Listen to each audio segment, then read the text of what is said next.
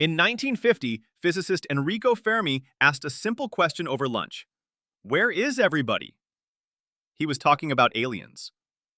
The Milky Way has 200 billion stars. Many have planets. If even a tiny fraction of planets develop intelligent life, the galaxy should be teeming with civilizations. Some should be millions of years more advanced than us. So why haven't we detected any sign of them? This is the Fermi paradox, and it remains one of the most profound mysteries in science. Let's understand the scale. Our Sun is just one star among hundreds of billions in the Milky Way. The galaxy is 100,000 light-years across and about 13 billion years old. The universe contains at least 2 trillion galaxies. The numbers are staggering. Even if intelligent life is incredibly rare, the sheer number of planets means there should be thousands, maybe millions, of civilizations in our galaxy alone. Yet we see no evidence. No radio signals from alien civilizations. No megastructures like Dyson spheres capturing a star's energy. No self-replicating probes exploring the galaxy. No signs of interstellar empires. Just silence. The Great Silence, astronomers call it. So what's going on? There are many proposed solutions to the Fermi paradox, and they fall into a few categories. Let's explore them. Maybe intelligent life is incredibly rare. The Drake equation tries to estimate the number of civilizations in the galaxy by multiplying factors: rate of star formation, fraction with planets, fraction of those that are habitable, fraction where life emerges, fraction where intelligent life evolves, fraction that developed technology, and average civilization lifespan. Change any variable and the result changes dramatically. If intelligent life requires dozens of unlikely events, we might be alone, or nearly alone. This is the rare Earth hypothesis.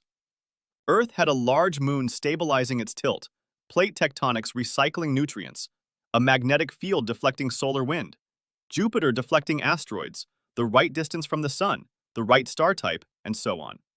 Maybe this combination is extraordinarily rare. Maybe life is common but intelligence is rare. Bacteria emerged on Earth almost as soon as conditions allowed, but intelligence took 4 billion years. For most of Earth's history, life was single-celled. Multicellular life is only 600 million years old. Intelligence might require so many unlikely steps that we're one of the first. Maybe civilizations don't last long. This is the Great Filter hypothesis. Somewhere between simple life and galaxy-spanning civilizations, there's a filter, a barrier almost impossible to pass. Maybe it's behind us, the origin of life, eukaryotic cells, or intelligence itself. Or maybe it's ahead, nuclear war, climate collapse, AI gone wrong, nanotechnology disasters. If every civilization destroys itself shortly after developing technology, the galaxy could be full of ruins, but few active civilizations. This is sobering. We've had nuclear weapons for less than a century. We're altering our climate. We're developing AI we don't fully understand. If the Great Filter is ahead, we're in the most dangerous period of human history. Maybe advanced civilizations are quiet. Sending signals into space is expensive and might attract hostile attention. Advanced civilizations might listen, but not broadcast. Or they might communicate in ways we don't recognize. Maybe gravity waves, neutrinos, or something we haven't discovered.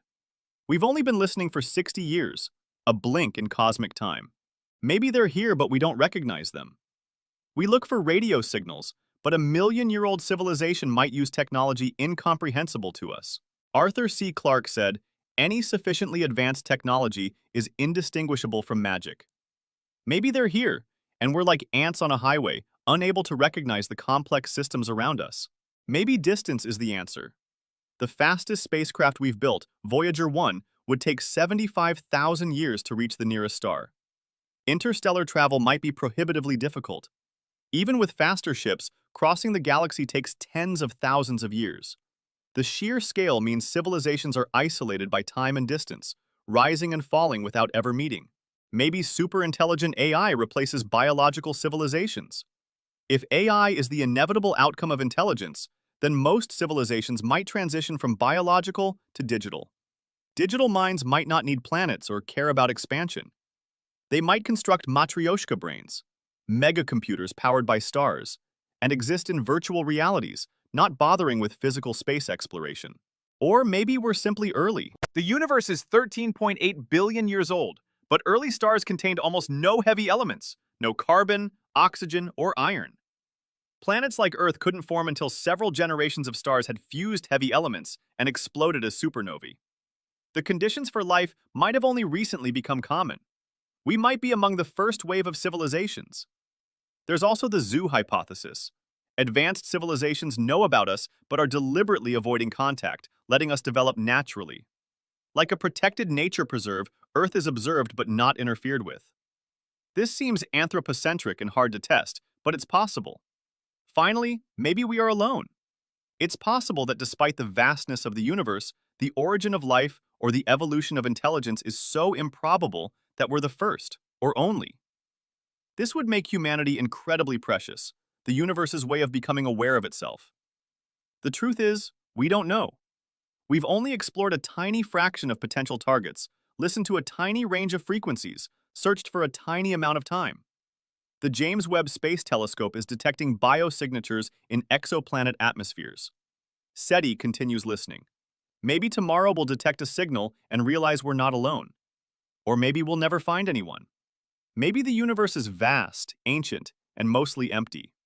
Maybe intelligence is common, but civilizations are fragile, burning bright and brief like candles in the cosmic dark. Maybe the Fermi paradox is a warning.